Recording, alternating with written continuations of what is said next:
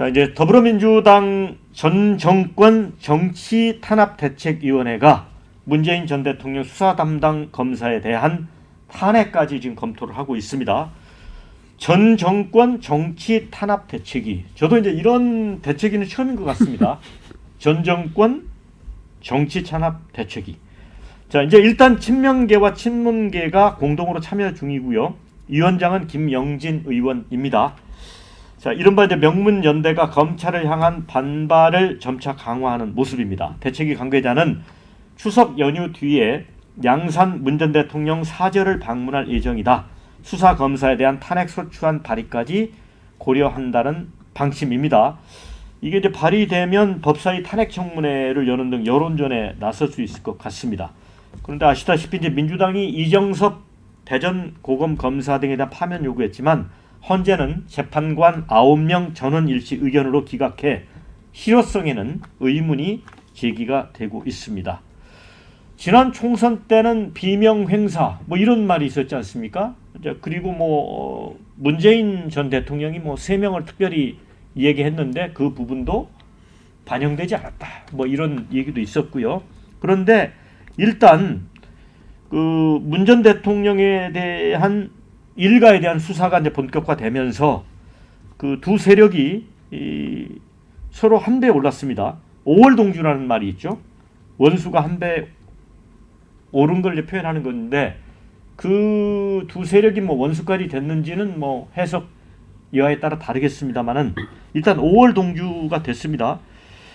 또 양측의 강성 지지층에서는 여전히 그 원색적인 비난이 오가고 있습니다. 또 연내 귀국이 예정된 김경수 전 지사 행보가 본격화한다면 친문계와 또 친명계 역시 다시 또 딴 마음을 먹고 경쟁 관계 내지는 적대적 관계가 될 수도 있습니다. 자, 이거는 어떻게 봐야 될까요? 김진욱 대변인. 저는 이걸 지금 5월 동주다 이런 표현들이 있는데 저는 그거에 동의하지 않습니다. 특히 윤석열 대통령과 한동훈 대표가 운명 공동체론을 지금 얘기를 하고 있지만 결국은 이 두 분도 이 차별화를 할 수밖에 없는 운명에 처해지는 상황 아닙니까? 근데 저는 오히려 지금의 문재인 전 대통령과 이재명 대표의 어떤 그 공동 대응 이것이 윤석열 정권 안에서는 깨질 가능성이 거의 없다. 저는 그렇게 판단합니다. 왜냐하면 지금 검찰의 이 수사권, 기소권 남용이라는 부분 이것이 결국은 정치 보복, 정치 탄압이라는 형태로 이재명 대표에게는 이미 여러 건의 10건이 넘는 기소 또 4개의 재판이 진행되고 있는 상황이고 또 문 전 대통령 가족의 어떤 그 특혜 채용 의혹에서 시작된 것이 지금은 문 전 대통령을 직접 겨냥하고 있는 이런 수사로 방향이 옮겨져 있기 때문에 이 과정들은 결국 윤석열 정부 안에서 는 지속적으로 이어질 것이고 그런 상황이라면 5월 동주가 아니라 상당히 끈끈한 동맹관계로 갈 가능성도 있다. 저는 그렇게 해석합니다.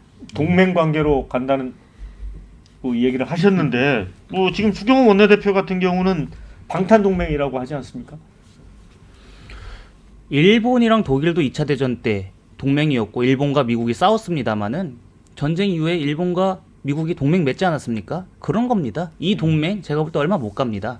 왜냐하면 지금 이재명 대표가 솔직히 얘기해서 본인이 피해자고 본인이 다음 달에 1심 선고가 되어 있기 때문에 문재인 전 대통령을 신경 쓰는 겁니다.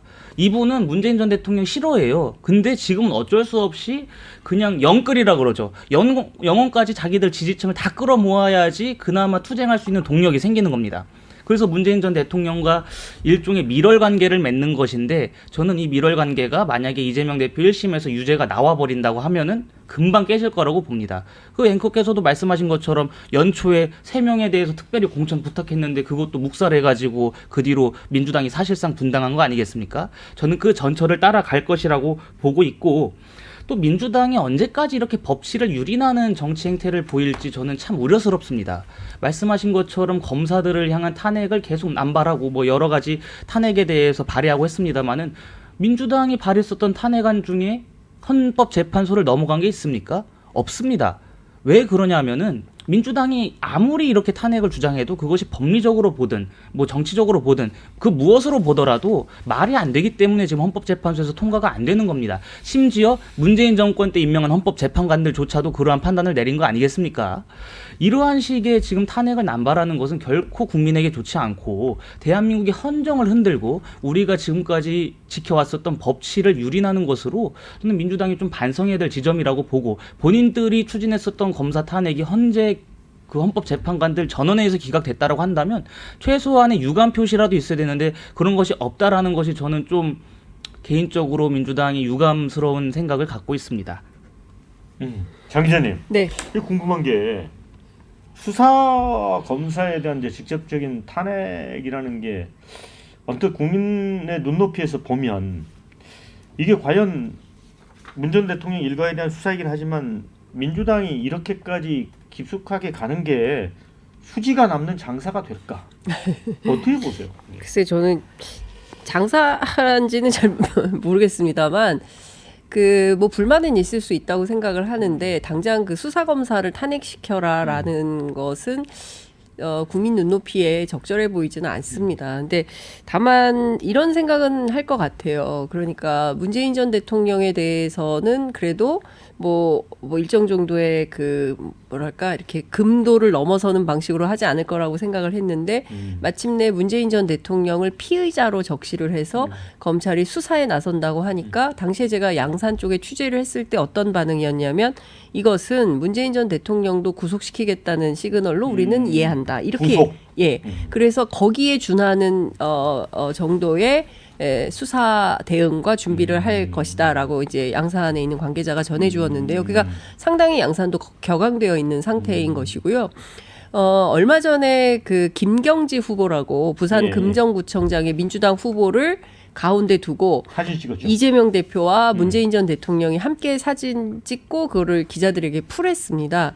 그리고 그 사진에 상당한 정치적 함의가 담겨 있다라고 얘기를 했는데요. 무슨 얘기냐면 이제 뭐 이른바 명문연대, 예. 뭐 그 일각에서는 피해자연대 이렇게 이제 부르기도 하던데, 여하튼 민주당 안에서 선거를 세게 한번 다시 또 10월 재보선에 해보겠다라는 시그널이다. 그 사진이 주는 함의가 크다. 이제 이런 얘기를 했는데 사실 조국혁신당에서도 부산의 류재성 후보를 내고 선거 캠페인을 하고 있는데 그러면 문재인 전 대통령이 똑같은 사진을 찍어줄 거냐? 아마 아닐 것이다라는 얘기가 나옵니다. 그 정도로 단단한 연대가 시작돼서 출발을 하는 것이고 그런 차원에서 보면 이 연대가 뭐 조만간 깨지거나 흔들리거나 그러지는 않을 것이다. 이런 전망이 우세합니다. 근데 우리 장 기자님 이 얘기 관련해서는 조금 제가 팩트를 네. 전해드릴 게 있어요. 조국 대표가 월요일 날 저하고 인터뷰를 했습니다. 이 방송에서 그 제가 사진 찍어준 거 네네네. 그걸 질문을 드렸는데 그 조국혁신당 후보도 이제 변호사잖아요. 민주 네. 출신. 그분도 이미 그 문재인 대통령 사진을 찍었대요. 그래서 아. 김경지 후보가 사진을 공개하니까 네. 나도 이렇게 찍었다 해서 그 다음 날 공개를 했답니다. 조국 대표하고 같이요? 아니 셋이서? 같이 아니고 이제 따로. 개인 후보가 그러니까요. 가서 예. 찍어줬다. 아니, 그러니까 개인 후보는 찍을 수 있는데 제 얘기는 정당의 대표, 그 다음에 전직 대통령, 가운데 민주당 후보 이게 똑같은 걸로 조국 대표 가운데 류재성 변호사, 그러니까 후보죠, 그 금정구청장 그리고 문재인 전 대통령 이렇게 똑같은 컨셉의 사진이 나올 것이냐? 제가 보기엔 그거는 어렵다는 게 양산의 판단인 것 같습니다. 저는 이제 명문 정당을 얘기하는데 제가 느끼기에는 이제 멸문지화라는 말이 있지 않습니까? 그 한 집안이 다 죽음을 당하는 끔찍한 그런 재앙, 그거를 이제 멸문지화라고 얘기를 하는데 사실 저번 공천 때 비명 행사 다 당하지 않았습니까? 어떻게 보면 양쪽의 입장은 서로 다 알고 있습니다. 근데 상황적으로 저는 사법 리스크 앞에 뭐 궁핍한 상태에서 어색한 만남을 가지고 궁색한 변명을 하고 있다. 그러니까 저는 그렇습니다. 그러니까 뭘 하면 자꾸 노무현 전 대통령을 안타까운 죽음을 소환하거든요. 이쯤 되면 막 하자는 거죠. 그런 얘기가. 저는 A를 질문하면 A에 대한 대답을 하면 됩니다. 그러니까 죄가 있다고 하면 그거에 대해서 아니라고 하면 디테일하게 아니라고 얘기해야 되는데 자꾸 정치적인 수사를 하고 민주주의 얘기를 하는 거죠. 거대 담론을 얘기한다는 거는 결국은 진영 논리에 숨어서 본인의 죄를 희석하는 그런 정치적인 행태라고 봅니다. 그래서 저는 문다혜 씨에 대해서 그런 SNS에 어떤 글을 보면서 이분은 굉장히 정치적이다 그런 생각을 지울 수 없고요.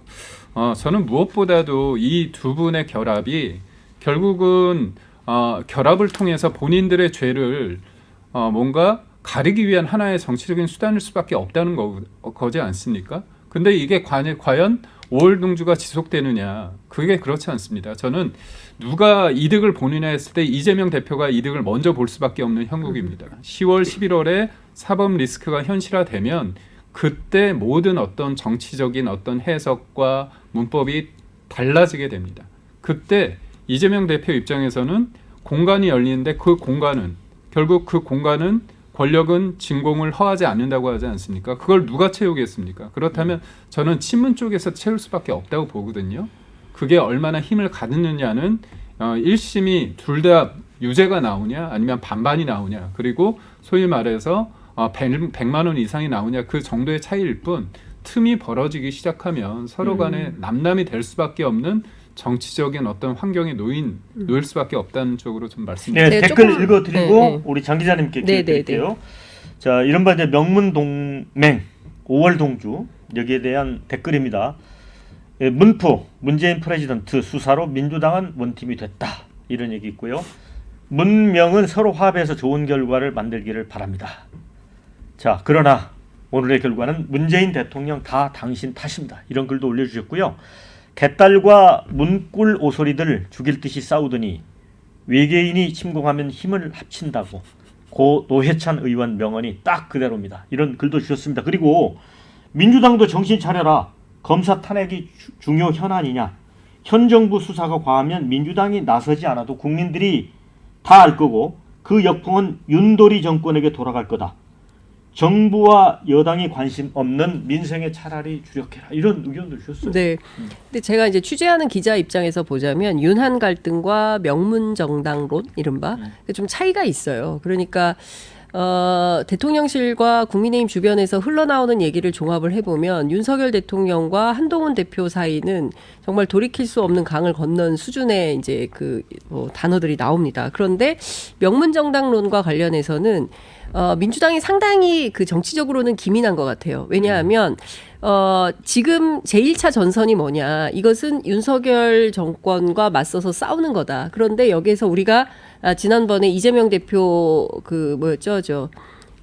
국회 체포동의안 때처럼 분열하면 큰일 난다라는 인식을 갖고 있는 것 같아요. 그래서 선제적으로 친문과 친명이 손을 합쳐서 일단은 1차 외계인에 해당하는 윤석열 정권에 대해서 맞서 싸워야 되는 거고 여기에서 분열하거나 일치하지 않으면 이 산을 넘을 수 없다 이런 판단을 하는 것 같아요. 그래서 내적으로는 상당하게 단결하게 이렇게 물론 뭐 이러저러한 불만도 있고 뭐 이래서 안 돼 저래서 안 돼 이 사람 안 돼 뭐 등등의 이슈가 있긴 합니다만 그래도 지금 중요한 것은 단결해서 싸울 때이다. 그래서 그 어떤 사람도 뭐 예컨대 뭐 문재인 대통령을 비난하거나 이재명 대표를 비난한다고 한다면 그것은 민주당 아니다 이렇게까지 얘기를 하거든요. 그러니까 그런 차원에서 보자면 윤한 갈등과 명문 정당론은 본질적으로 차이가 상당히 크다 이런 말씀 드릴 수 있을 것 같습니다.